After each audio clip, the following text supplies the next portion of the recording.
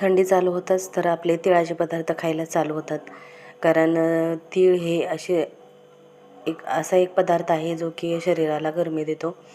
तर त्यापासून आपण खूप सारे पदार्थ करतो, जसे की तिळाचे लाडू, तिळाची चिक्की किंवा तिळाच्या पोळ्या.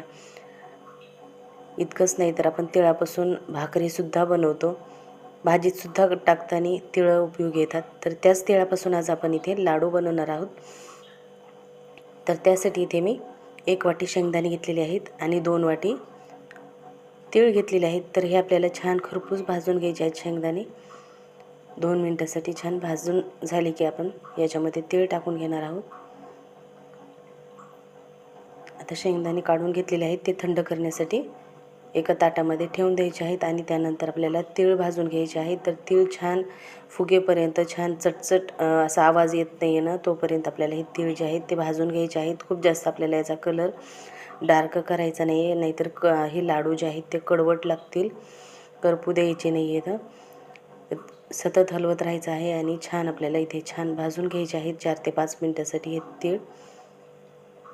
आणि तीळ देखील आपल्याला थंड करून घ्यायचे आहेत. तीळ आणि शेंगदाणे थंड झाल्याच्या नंतर शेंगदाण्याचं टरफल काढून घेतलेलं आहे आणि आपल्याला याची छान बारीक पावडर तयार करायची आहे. खूप जास्त ओबडधोबड करायची नाही आहे. तिळाची आणि शेंगदाण्याची छान बारीक अशी इथे मी पावडर तयार करून घेतलेली आहे.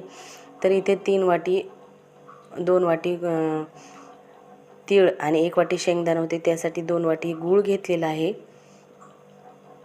आणि आता छान आपण हे मिक्स करून घेऊयात आणि परत एकदा आपल्याला गूळ जो आहे तो बारीक आपल्याला छान इथे त्याची पावडर तयार करून घ्यायची आहे आणि नंतर मिक्सरमधून आपल्याला हे छान एकजीव करून घ्यायचं आहे आणि बारीक असं आपल्याला 2-3 वेळेस मिक्सर आपल्याला फिरवून घ्यायचं आहे, जेणेकरून हे मिश्रण जे आहे या लाडूचं जे मिश्रण आहे ते छान एकजीव होईल आणि त्याला तेल सुटेल आणि आपले लाडू अगदी छान असे तयार होतील.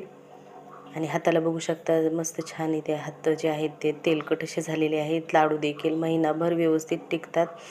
तर नक्की ट्राय करून बघा. तर कशी वाटली तुम्हाला रेसिपी कमेंट करून सांगायला विसरू नका. व पुन्हा भेटूया असेच एका छानशा हेल्दी टेस्टी रेसिपीबरोबर, स्वीट रेसिपीबरोबर.